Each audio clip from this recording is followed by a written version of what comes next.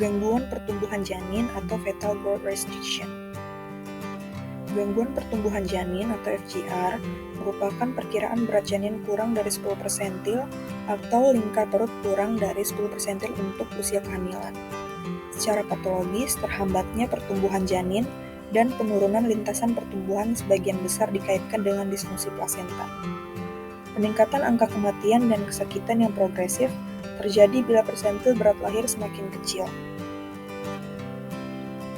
Insufisiensi plasenta dan berkurangnya transfer nutrisi ke janin merupakan mediator utama dari penurunan pertumbuhan janin.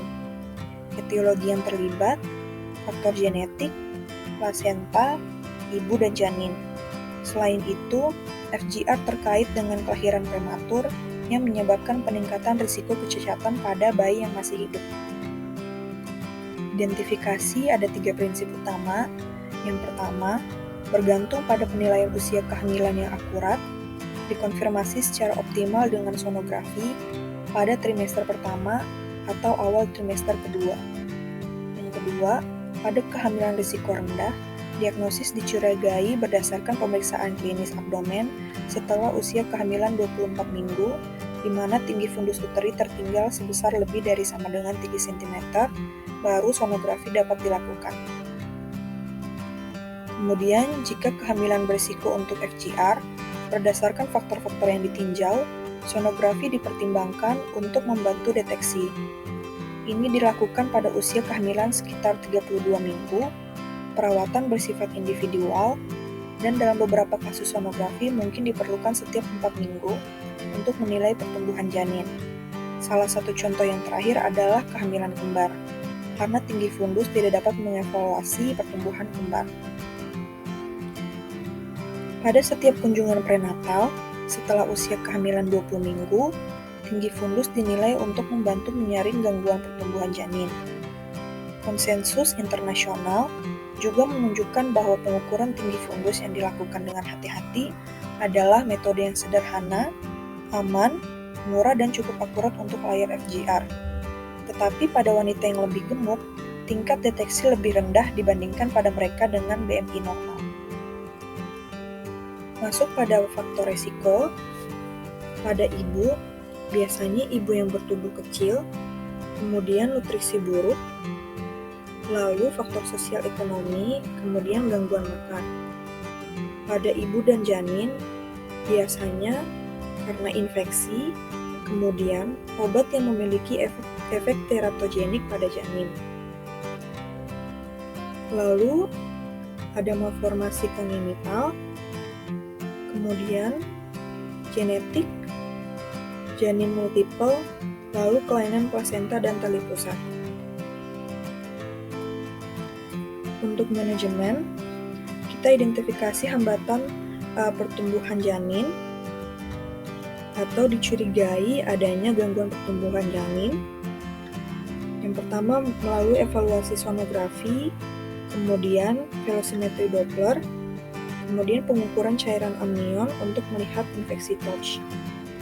Lalu bisa dilakukan tes genetik untuk melihat konsep dini gangguan pertumbuhan janin, kelainan anatomi, dan polyhydramnioms.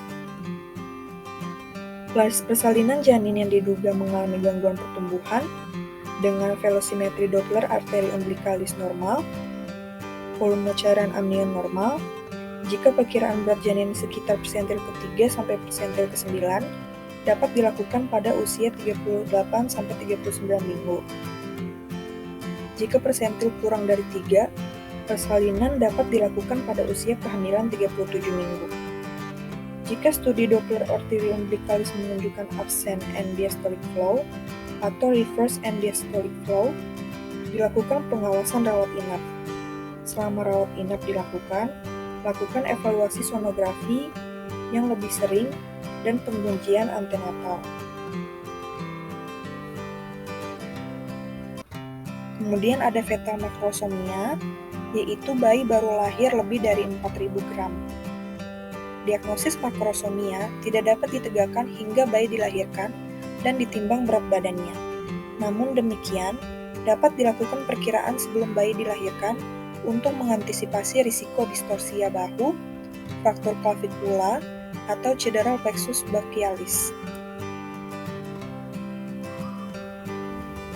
Faktor risiko pada fetal makrosomia ada obesitas, diabetes, kehamilan lebih bulan, multiparitas, orang tua bertubuh besar, usia maternal lanjut, riwayat bayi makrosomia sebelumnya, dan faktor ras dan etnik. Berat janin dapat diperkirakan dengan penilaian faktor risiko ibu, pemeriksaan klinis atau pemeriksaan USG. Metode-metode tersebut dapat dikombinasi agar perkiraan lebih akurat. Untuk tata laksana umum, untuk persalinan, rujuk ibu ke fasilitas yang dapat melakukan seksio sesarea. Untuk tata laksana khusus, persalinan per vaginam dapat dicoba untuk taksiran berat janin hingga 5.000 gram pada ibu tanpa diabetes.